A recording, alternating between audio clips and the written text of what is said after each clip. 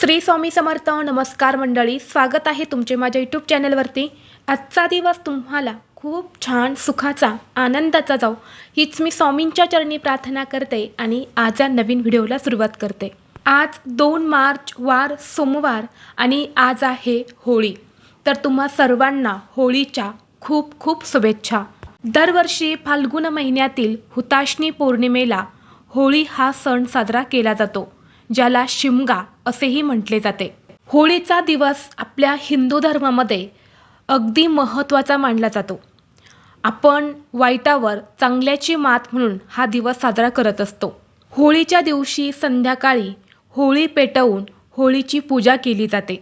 या होळीच्या अग्नीमध्ये आपल्यामध्ये ज्या काही वाईट गोष्टी आहेत, जी काही नकारात्मकता आहे किंवा आपले शारीरिक मानसिक ज्या काही समस्या आहेत, ज्या काही अडचणी आहेत किंवा आपल्या घरात ज्या काही अडचणी आहेत, तर त्या होळीमध्ये जळून राख व्हावी, त्याची खाक व्हावी, यासाठी होळीचा हा जो सण आहे तर हा साजरा केला जातो.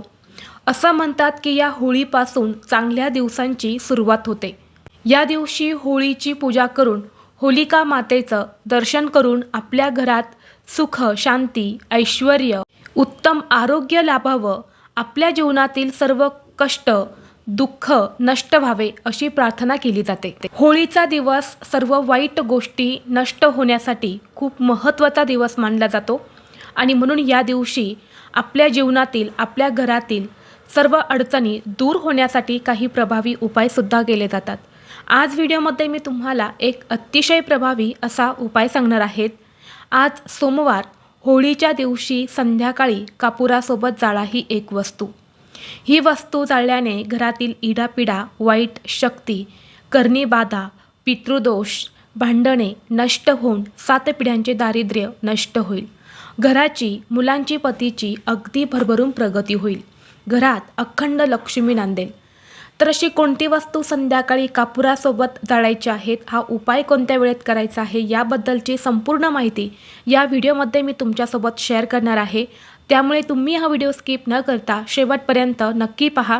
चॅनलवरती नवीन असाल तर सबस्क्राईब करा आणि असेच माहितीपूर्व नवनवीन व्हिडिओ पाहण्यासाठी बेल आयकॉनलाही प्रेस करा.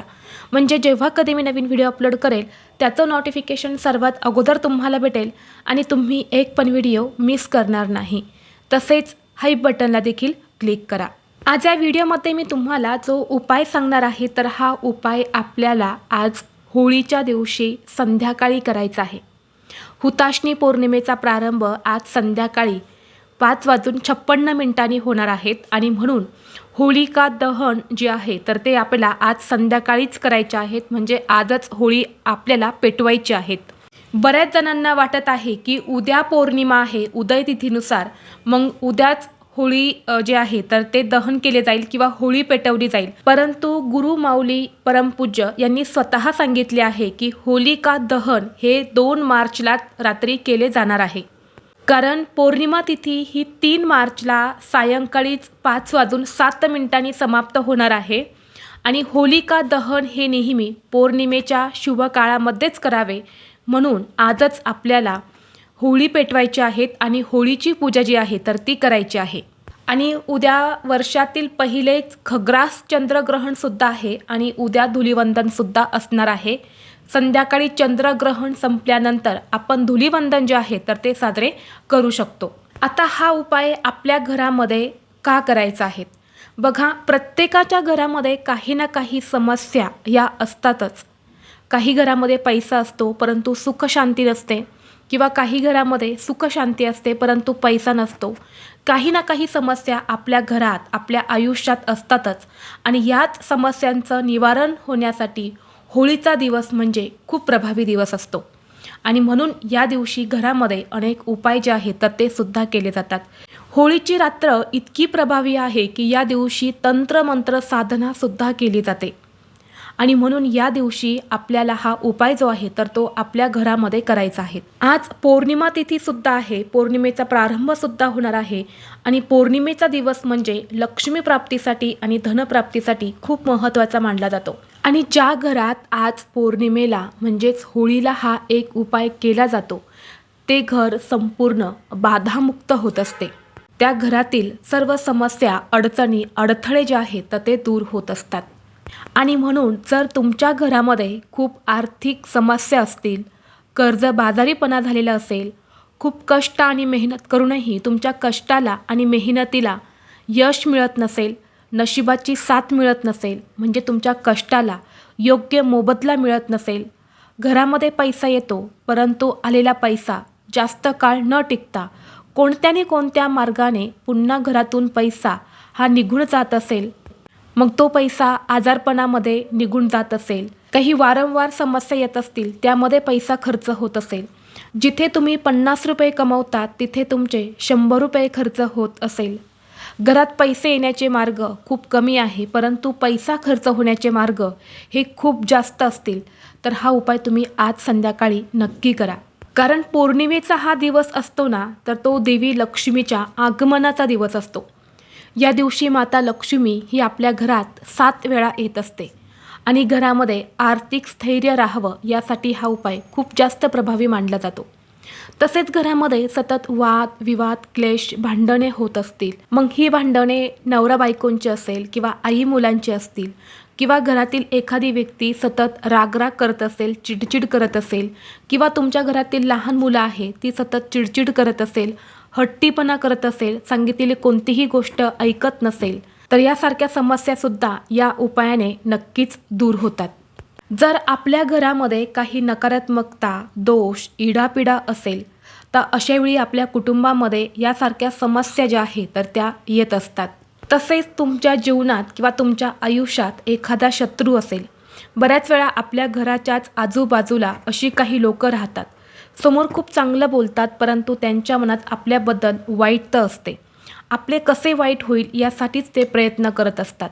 तर अशा शत्रूंची, अशा लोकांची वाईट बुद्धी ही भ्रष्ट होण्यासाठी हा उपाय जो आहे तर तो खूप जास्त प्रभावी मानला जातो.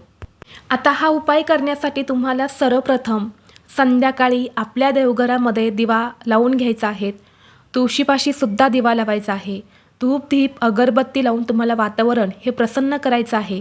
आपल्या घराचा मुख्य दरवाजा हा उघडा करून ठेवायचा आहे, खिडक्या उघड्या करून ठेवायच्या आहे आणि यानंतर तुम्हाला हा जो उपाय आहे तर हा करायचा आहे. हा उपाय करण्यासाठी तुम्हाला एखादी मातीची मोठी पणती घ्यायची आहेत किंवा तुमच्याकडे कापूर जाळण्याचं भांडं असेल तर ते सुद्धा तुम्ही घेऊ शकता किंवा तुम्ही ताम्हण घेतलं तरीसुद्धा चालेल. सर्वप्रथम आपल्याला त्या भांड्यामध्ये थोडेसे तांदूळ ठेवायचे आहेत आणि त्या तांदळावरती 7 भीमसेनी कापराच्या वड्या ठेवायच्या आहेत. भीमसेनी कापूर तुमच्याकडे नसेल तर तुम्ही साधा कापूर घेतला तरीही चालेल. सोबतच तुम्हाला 5 अखंड फुलाच्या लवंगा ज्या आहेत तर त्या घ्यायच्या आहेत आणि 3 हिरवी वेलची जी आहे तर ती सुद्धा तुम्हाला घ्यायची आहेत. हिरवी वेलची म्हणजे ज्याला वेलदोडे असं सुद्धा म्हटलं जातं, जे आपण स्वयंपाकघरामध्ये वापरत असतो. तर या वस्तू ज्या आहेत तर त्यासुद्धा तुम्हाला त्या कापूर जाळण्याच्या भांड्यामध्ये ठेवायच्या आहे. यानंतर तुम्हाला काय करायचं आहे, आपल्या हातामध्ये थोडीशी पिवळी मोहरी घ्यायची आहेत. पिवळी मोहरी तुमच्याकडे नसेल तर काळी मोहरी घ्यायची आहेत. थोडेसे चिमूटभर काळे तीळ घ्यायचे आहेत आणि 11 काळे उडीद घ्यायचे आहेत. बघा, काळे उडीद जे आहे ना त्याचं होळीच्या दिवशी खूप जास्त महत्त्व आहे. काळ्या तिळाचं सुद्धा खूप महत्त्व आहे, कारण ह्या ज्या वस्तू आहे ना त्या नकारात्मक ऊर्जा नष्ट करत असतात. त्यामुळे या वस्तू ज्या आहेत त्या तुम्हाला हातात घ्यायच्या आहेत. पिवळी मोहरी, काळे उडीद आणि काळे तीळ या 3 वस्तू तुम्हाला हातात घेऊन आपल्या कुटुंबातील प्रत्येक सदस्यावरून या सर्व वस्तू तुम्हाला उतरवून घ्यायच्या आहेत. डोक्यापासून ते खाली पायापर्यंत 7 वेळा तुम्हाला उतरवून घ्यायच्या आहेत आणि या वस्तूसुद्धा तुम्हाला त्या कापुरासोबत तुम्हाला टाकायच्या आहेत. आता या वस्तू प्रत्येक व्यक्तीसाठी वेगवेगळ्या घ्यायच्या नाही, एकदाच घ्यायच्या आहेत आणि सर्व व्यक्तीवरून तुम्हाला उतरवून घ्यायच्या आहेत आणि यानंतर त्या कापुरासोबत या वस्तू तुम्हाला टाकायच्या आहेत. यानंतर तुम्हाला काय करायचं आहे, जी गाईच्या शेणाची गौरी असते, ज्याला शेणकूटसुद्धा म्हटलं जातं, तर त्या गौरीचं महत्त्व जे आहे तर ते होळीच्या दिवशी प्रचंड आहे. खूप जास्त धार्मिक महत्त्व आहे त्या गौरीचं, कारण होळीचा जो सण आहे किंवा होळीची जी अग्नी आहे तर त्या गौरीशिवाय पूर्ण होत नाही. त्यामध्ये गाईच्या शेणाची गौरी जी आहे तर तिचा वापर हा आवर्जून केला जातो, कारण जेव्हा आपण गाईच्या शेणाची गौरी त्या होळीमध्ये टाकतो ना, तेव्हा त्यातून निघणारा जो अग्नी, तो धूर जो आहे तर तो तिथलं वातावरण जे आहे तर ते पवित्र करत असतो. आणि म्हणून तुम्हाला गाईच्या शेणाची थोडीशी गौरीसुद्धा घ्यायची आहेत. मोठी गौरी असेल तर त्याचा थोडासा तुकडा तुम्हाला काढायचा आहे आणि तो सुद्धा तुम्हाला त्या कापुरासोबत त्या भांड्यामध्ये ठेवायचा आहे. यानंतर हे जे भांडं आहे तर हे आपल्या देवघरासमोर ठेवायचं आहे आणि तो कापूर तुम्हाला प्रज्वलित करायचा आहे. कापूर प्रज्वलित केल्यानंतर या सगळ्या वस्तू त्या कापुरासोबत जळतील अशा पद्धतीने तुम्हाला त्या कापुरावरून ठेवायच्या आहेत. कापूर प्रज्वलित केल्यानंतर तुम्हाला तिथेच देवघरासमोर बसून थोडंसं तूप घ्यायचं आहे आणि थोडं तूप जे आहे तर ते सुद्धा तुम्हाला त्या कापुरावरून टाकायचं आहे. आणि जेव्हा तुम्ही हा कापूर आपल्या देवघरासमोर जाळत असणार आहे तेव्हा तुम्हाला 11 वेळा महामृत्युंजय मंत्राचा जप करायचा आहे. आणि हा जप करत असतानाच तुम्हाला थोडं तूप जे आहे तर ते कापुरावरून टाकायचं आहे, जेणेकरून कापूर हा जास्त वेळ जळत राहील. 11 वेळा महामृत्युंजय मंत्राचा जप करून झाल्यानंतर तुम्हाला ते भांडं तिथून उचलायचं आहे आणि त्याचा धूर हा संपूर्ण घरामध्ये तुम्हाला फिरवायचा आहे. आणि यानंतर हे भांडं घेऊन तुम्हाला तुमच्या मुख्य प्रवेशद्वारावरती सुद्धा जायचं आहे आणि ते उंबरट्यावरती तुम्हाला हे जे भांडं आहे तर ते ठेवून द्यायचं आहे. आणि तेव्हा तुम्हाला ओम नमो भगवते वासुदेवाय नमः किंवा ओम श्री महालक्ष्मी नमः या मंत्राचा जप करायचा आहे.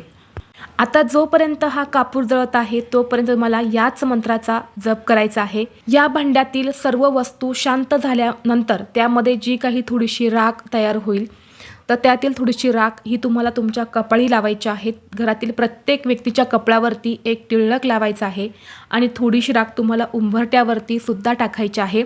आणि यानंतर त्या भांड्यामध्ये पाणी ओतून तुम्ही इतर कोणत्याही झाडाच्या मुळापाशी टाकू शकता, फक्त तुळशीला टाकायचं नाही. तर अशा पद्धतीने हा एक छोटासा उपाय तुम्हाला तुमच्या घरामध्ये आज होळी पौर्णिमेला संध्याकाळी नक्की करायचा आहे. हा उपाय जर तुम्ही केला तर घरातील इडापिडा किंवा आपल्या घरात असणारे दोष, नकारात्मकता हे संपूर्णपणे नष्ट होतात. त्याचबरोबर जर तुमच्या घरामध्ये एखादी व्यक्ती सतत आजारी असेल, तिला BP किंवा शुगरची गोळी चालू असेल, तर तुम्हाला काय करायचं आहे, एक विड्याचं पान घ्यायचं आहे. त्या पानावरती तुम्हाला एक गुलाबाचं फूल ठेवायचं आहे आणि त्यासोबतच तुम्हाला 1 ते 2 बत्ताशे ठेवायचे आहेत.